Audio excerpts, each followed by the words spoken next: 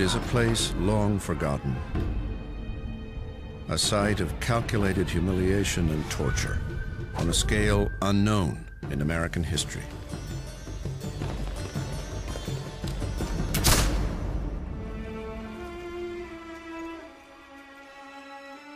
"6,000 dead, all victims of a systematic and carefully orchestrated policy of retribution ordered by the highest government authorities, are mute testimony to the worst of human nature."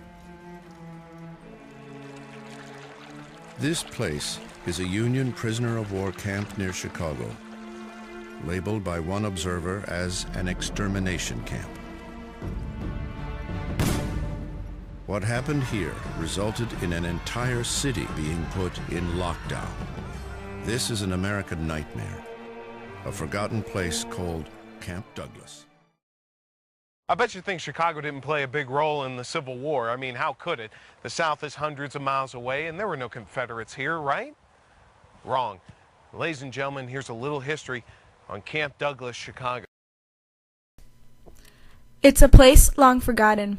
It's a place of torture and inhumanity at its greatest.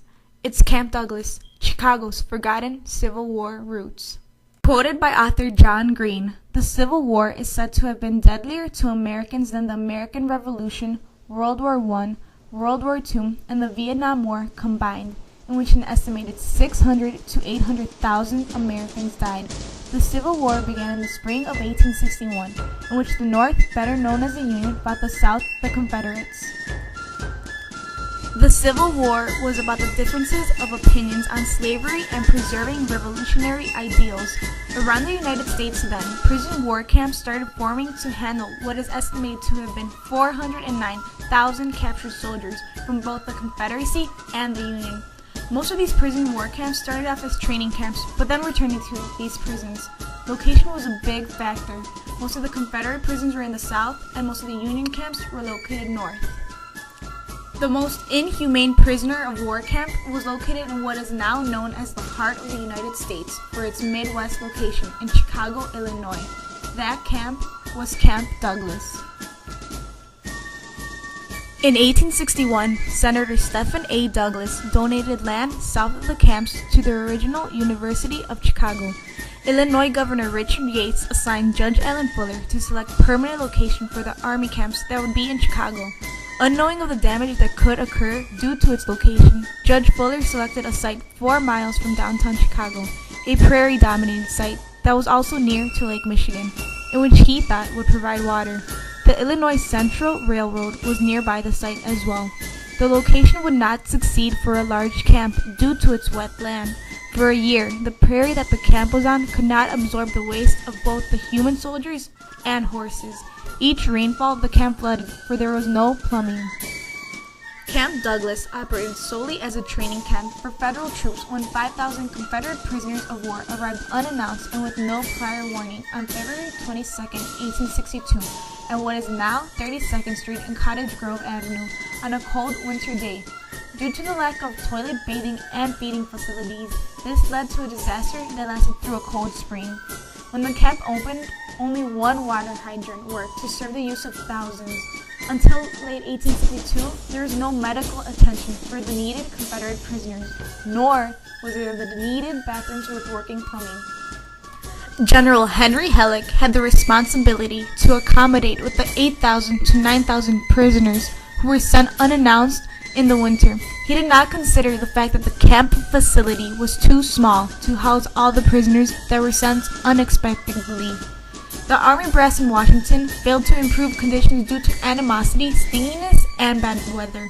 Uncle Sam at the time teetered at the edge of bankruptcy. He could not afford this war, and the prisoners of war had very low priority in federal funding. In a little over a month, 700 prisoners had died under Union control. Conditions were so immoral that many prisoners attempted to escape. Escapes were common, yet most did not succeed. For only 77 recorded soldiers were recorded to have been successful in escaping. Some escapes were aided by sympathizers in Chicago, and others were facilitated by the help of guards.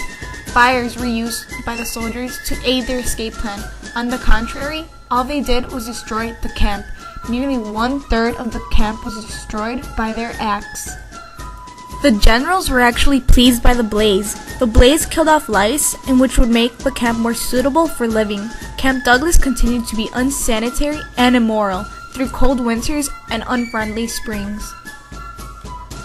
With the surrender of the Confederate Army on April 9, 1865, former Confederate prisoners volunteered to enlist in the U.S. Army to join in the Indian warfare.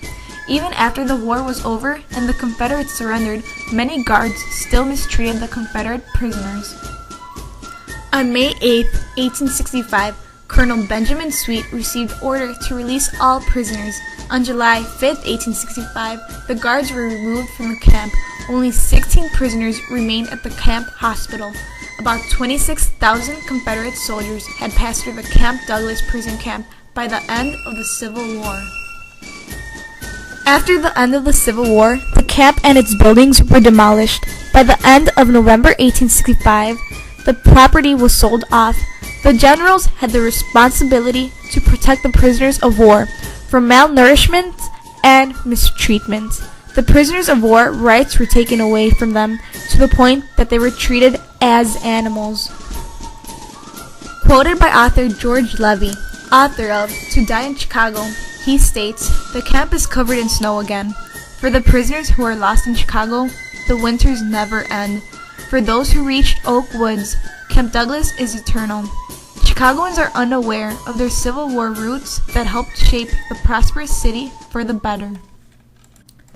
In Oak Brook Cemetery, there is a memorial to honor the 6,000 soldiers who died, most of whose families were never announced. Almost 6,000 nameless soldiers.